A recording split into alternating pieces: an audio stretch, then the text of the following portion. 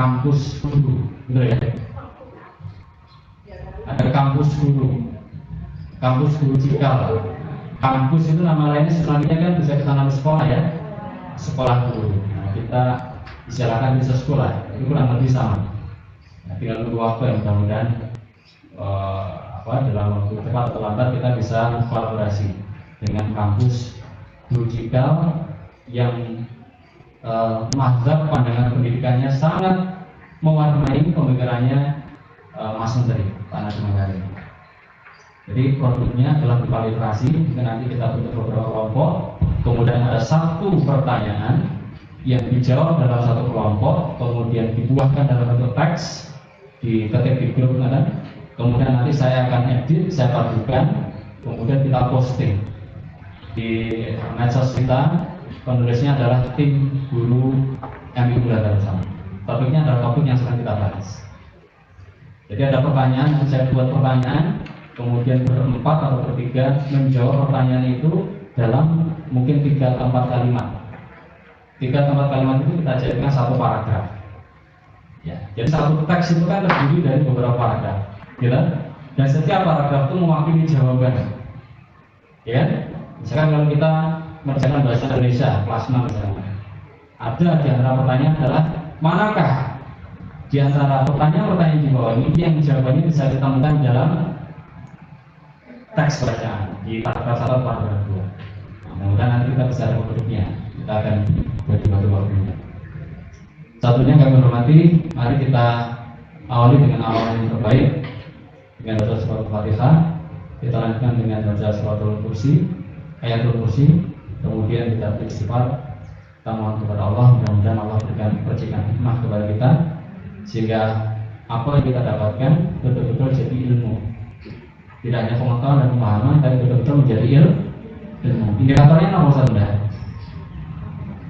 Atau masuk ya?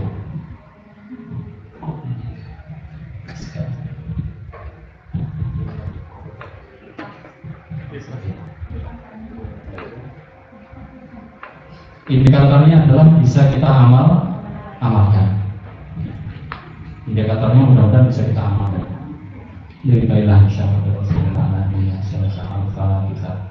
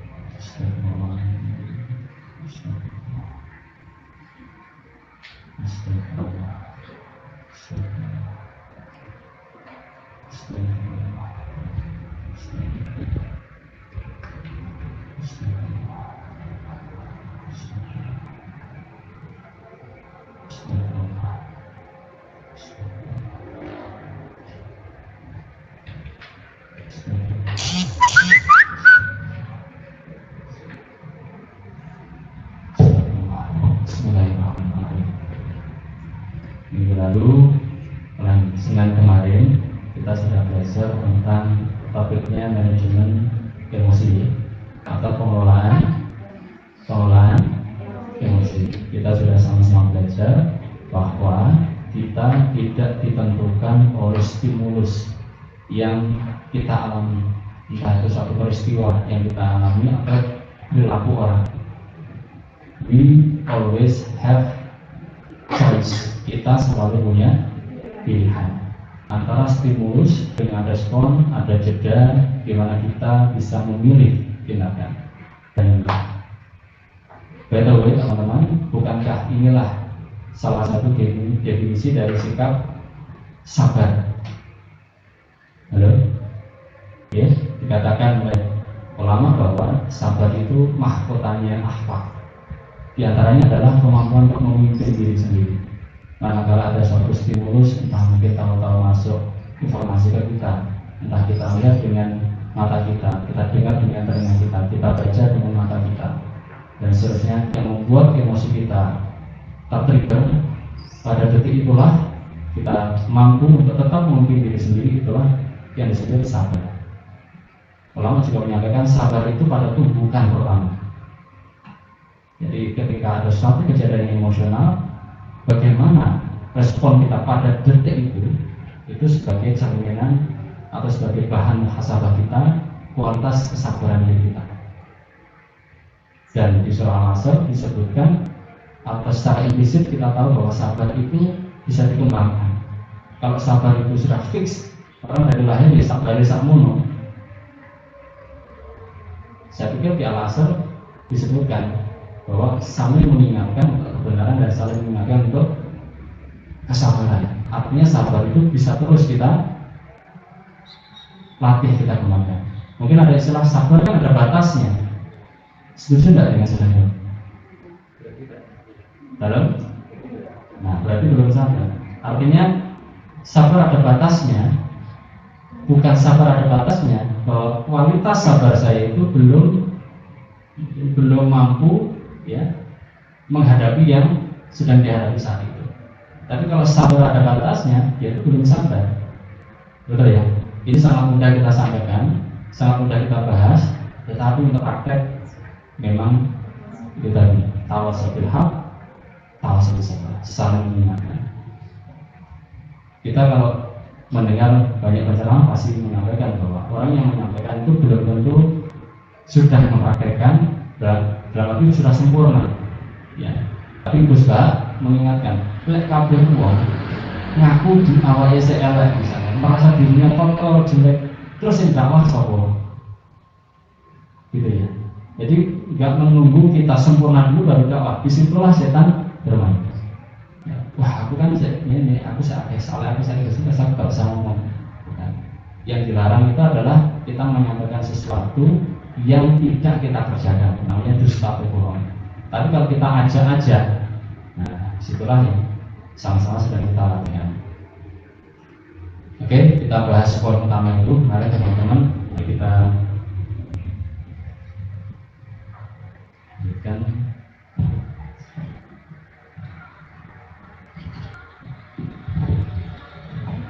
Di paragraf 2 ya. Oke. Halo.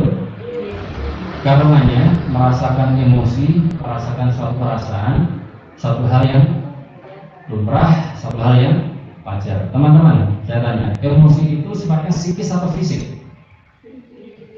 Psikis atau fisik? Ketika kita merasakan suatu emosi, di tubuh kita terasa enggak? So, fisik atau psikis? Apa perbedaan antara psikis dan fisik? Yes?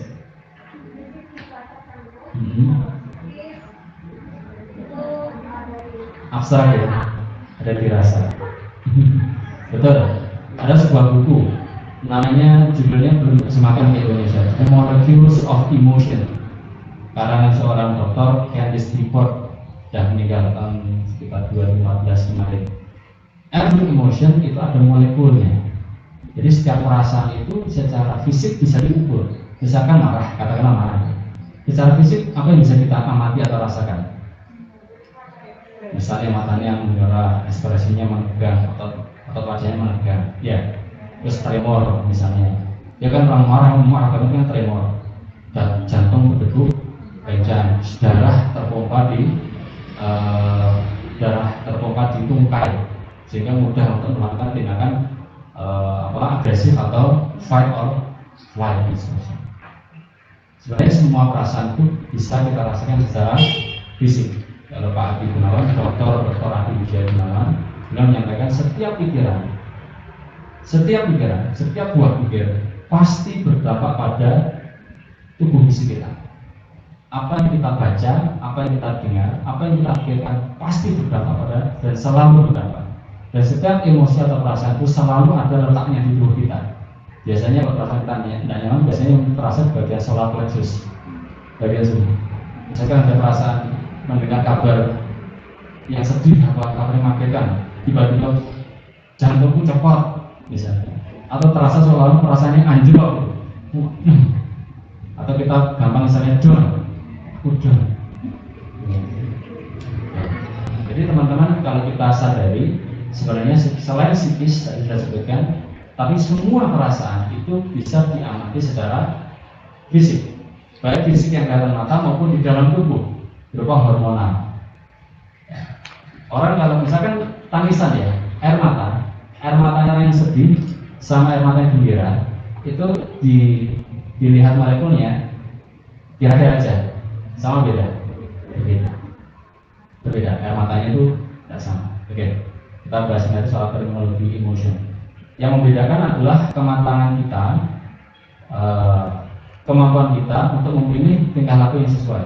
Ini ada satu visi, yaitu memilih tingkah laku yang paling sesuai. Ketika marah, ketika takut, ketika sedih, ketika kecewa, ketika apapun lah emosi yang kita rasakan, apa perilaku yang kita pilih untuk kita lakukan. Ada kata kunci di situ. Kita pilih untuk kita lakukan, sehingga kita tidak merasa diri sebagai victim. Lah aku kan begitu karena begini, aku begitu karena begini. No, kamu begitu karena kamu memutuskan seperti itu. Jadi kondisi luar itu hanya menjadi trigger. Aku kan sedih gara-gara kamu, misalnya. Ada seorang Presiden Amerika Serikat namanya Eleanor Roosevelt. Dia mengatakan, tidak ada yang bisa membuat Anda marah tanpa seizin Anda. Sebagai dasar, tidak ada yang bisa membuat Anda sedih tanpa seizin Anda. Ada seorang penulis buku yang sangat terkenal namanya John C. Maxwell. Kalau penjelasan ke toko buku itu diraku sendiri, ahli kepemimpinan. Satu ketika ada wartawan mewawancarai istrinya, Nyonya Maxwell. Anda sebagai istrinya John C. Maxwell yang sangat terkenal ini, pakar kepemimpinan dunia, perusahaan tingkat dunia, tentu Anda sangat bahagia. No, dia tidak tegas, tidak. John C. Maxwell di sampingnya ya agak salah tingkah. Dia begitu juga di wawancarai nasional kayak ini. No, saya tidak butuh John untuk bisa merasa bahagia. Ya, jawabannya indah sekali. Kalau saya ingin bahagia, saya putuskan untuk saya bahagia. Tidak peduli John mau bagaimana, kebahagiaan ada di dalam diri saya sendiri.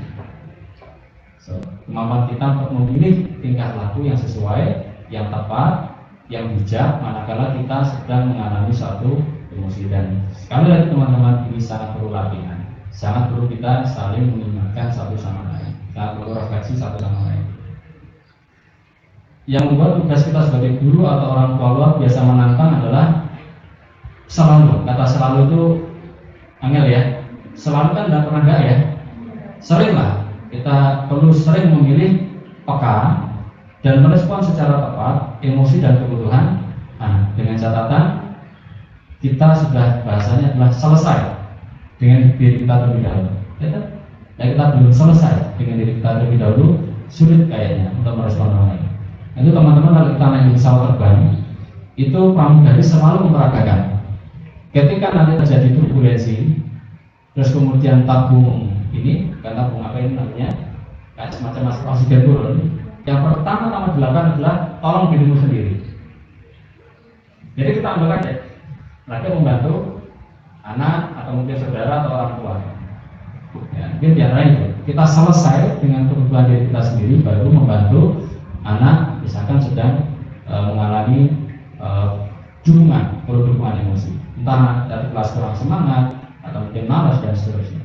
Nah, kita harus sudah dalam state yang selesai, tidak ada yang masih mengganggu pikiran kita. Dan sekali lagi perlu latihan, perlu kita biasakan. Oke.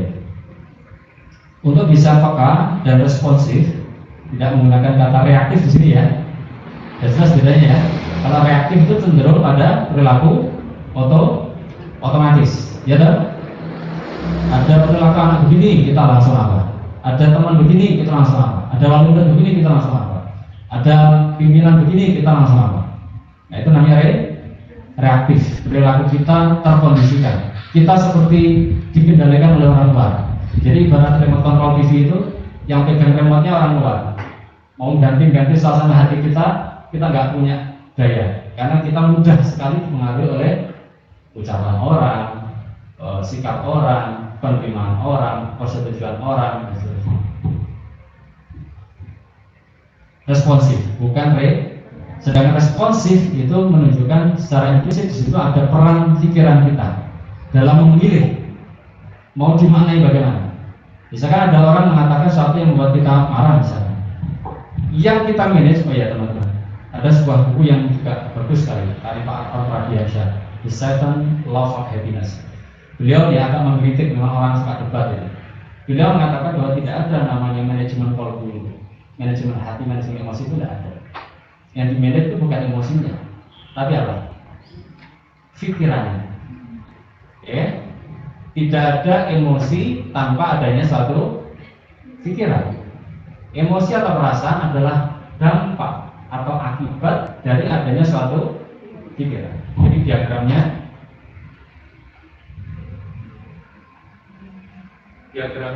muncul suatu apa kira-kira yang pertama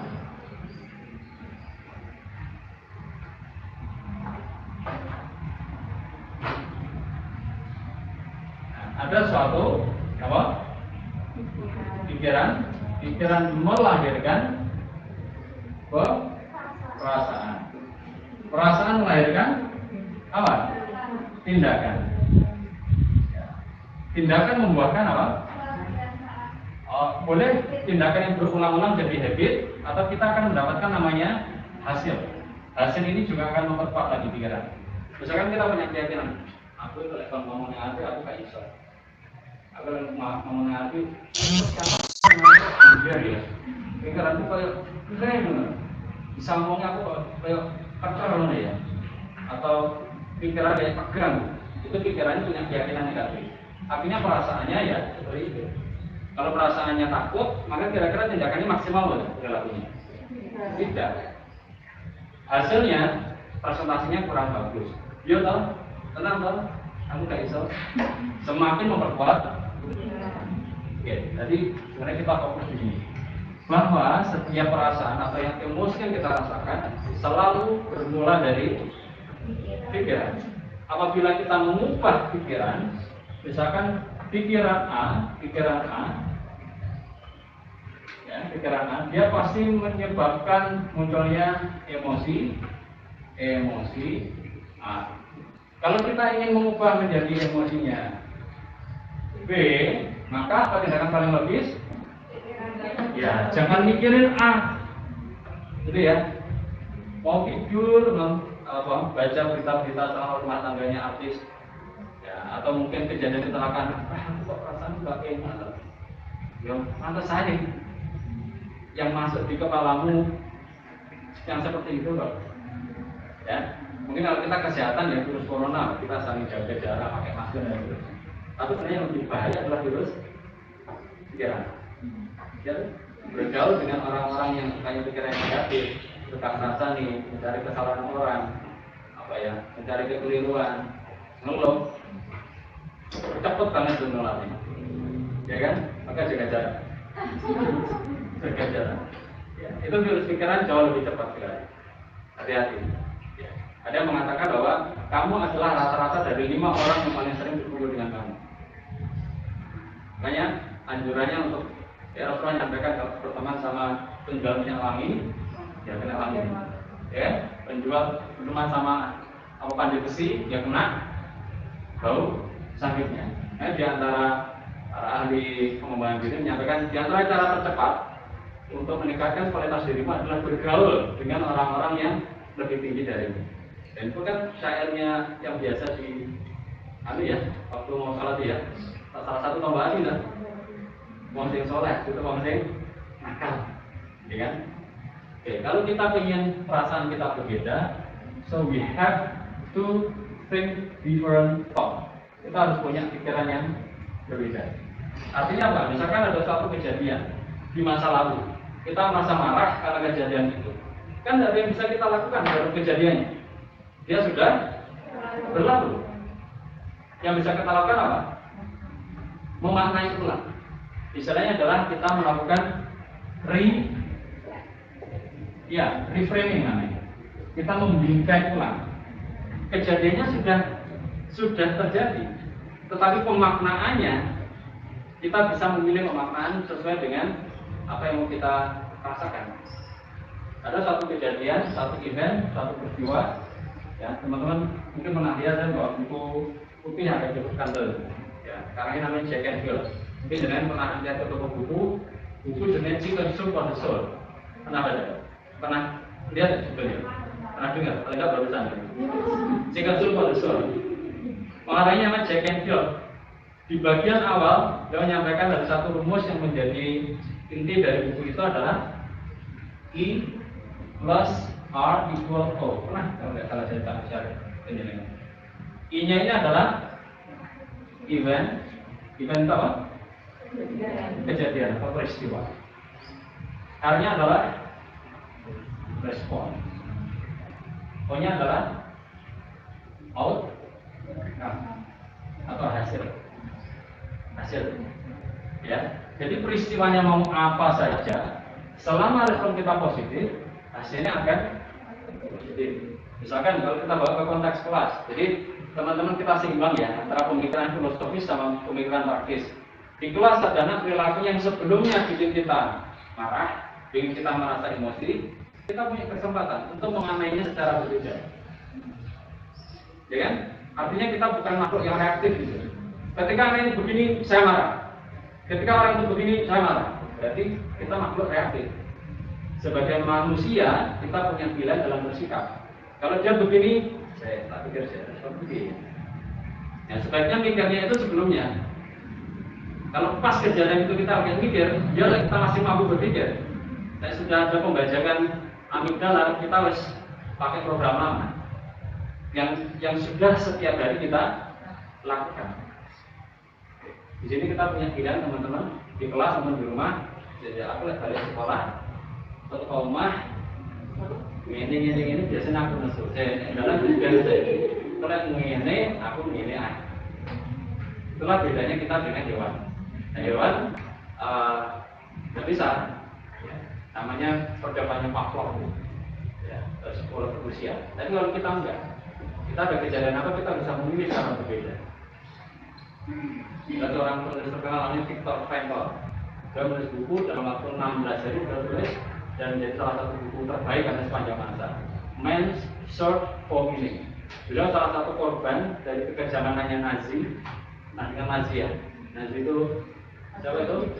Yang berbaca begitu, ya Hitler. Anak istrinya dibunuh di depan dirinya, harga dirinya dilecehkan dan seterusnya. Tapi dia psikolog. Dia menyadari ketika itu saat semua yang dari diri kita itu dijajah oleh orang, ada satu bagian dari diri kita yang tetap merdeka dan tidak bisa dijajah oleh siapapun, yaitu bagaimana kita memaknai kejadian. Akhirnya dia selamat dari kekejaman itu dan dia menulis satu buku namanya Man's Search for Meaning. Itu dari salah satu aliran psikologi namanya logoterapi. Jadi ketika kalau kita ke psikolog kan diajak ngobrol gitu ya. Nah, itu salah satu macam psikologi adalah logoterapi. Apa? Ketika ada orang mengalami kejadian traumatis, diajak untuk memaknai secara positif kejadian itu. Sehingga yang muncul adalah perasaan bijaksana, perasaan hikmah, perasaan menerima, perasaan ikhlas. Itu salah satu macamnya dalam dunia psikologi namanya logoterapi.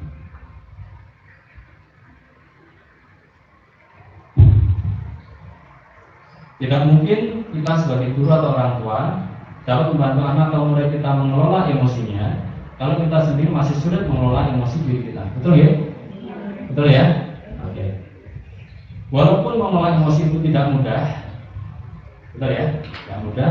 Tetapi kita sebagai guru atau orang tua tetap perlu melakukan refleksi atau perlu mengevaluasi diri.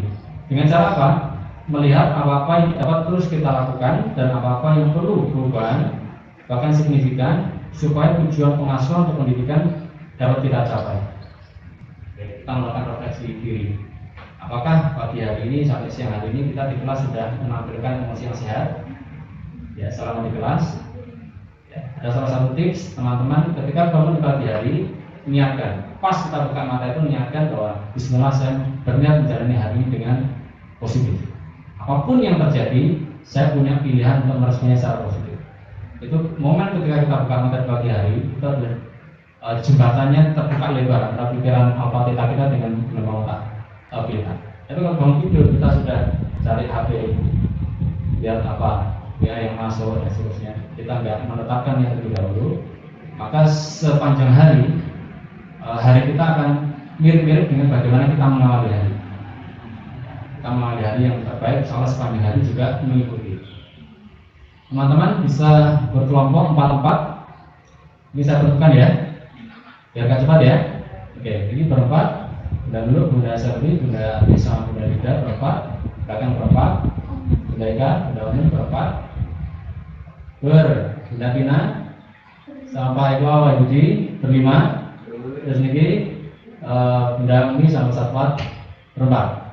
Berarti ada 1, 2, 3, 4, 5 kelompok ya. Oke, silakan diskusikan pertanyaannya, saya tulis di depan. Untuk kelompok 1, langsung saja diskusikan nanti ya, jawabannya apa bisa diketikkan. Ini jawabnya lambat ya? Iya.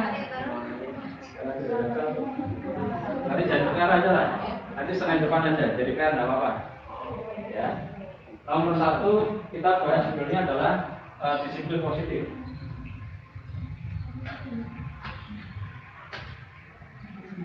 Nanti penjenengan yang menulis, saya yang mengedit. Ya, judulnya adalah disiplin positif. Kelompok 1 tentang definisi. Apa pengertian?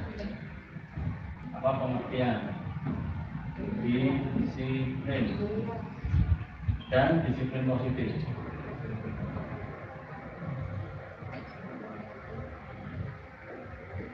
Ya, kelompok 2, apa tantangan penerapan disiplin positif? Saya singkat ya, DP gitu ya, disiplin positif. Yang ketiga adalah apa strategi ya, penerapan disiplin positif.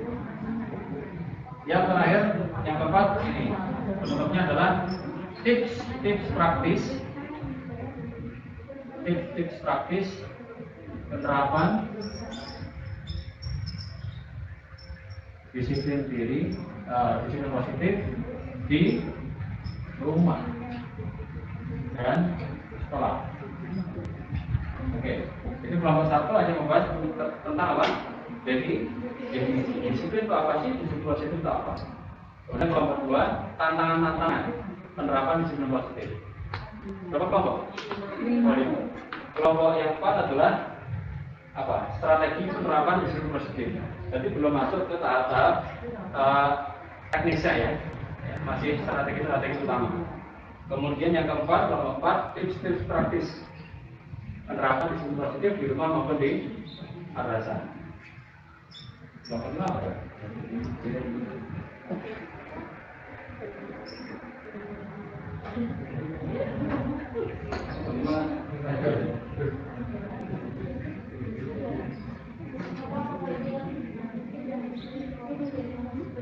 Kalau bisa jangan dari buku. Kalau bisa. Artinya boleh dari buku tapi jangan parafrasekan. Ya menjadi bahasa penjelasan buku. Teman-teman, saya minta masukan ini. Kira-kira menjadi satu teks yang utuh. Ini pokoknya satu lagi apa ya? Pengertian, tantangannya, strateginya, terus hal praktis yang bisa diterapkan. Yang kelima apa ya? Lagi ya? Dalam teks. Contoh. Oke, contoh-contoh cukup positif. Boleh. Ayo, langsung aja contoh-contoh. Oke, contoh-contoh disiplin positif. Oke. Nah, kalau apa nanti yang kerjakan itu kelompok 5, tapi nanti saya edit contoh-contoh, nanti saya masukkan di paragraf ketiga. Terakhir baru dikit. Artinya apa? Teman-teman yang mengetik itu salah satu bisa di-share di grup tim guru. Nanti saya akan copy, saya edit, saya tulis dalam sebuah satu teks ya, kemudian nanti bisa kita posting setiap minggunya. Jadi kita nggak cuma memposting gambar-gambar aja, foto-foto aja, tapi kita juga memposting produk berupa tulisan, berupa hasil karya. Mudah-mudahan ini sebagai awal, nanti teman-teman bisa mengembangkan sendiri, kita mengembangkan sendiri, kita menjadi penulis. Silakan ditindaklanjuti ya, kata kelompok. Baik, Allah alam bisawab, subhanallah, kurang lebihnya mohon maaf. Assalamualaikum warahmatullahi wabarakatuh.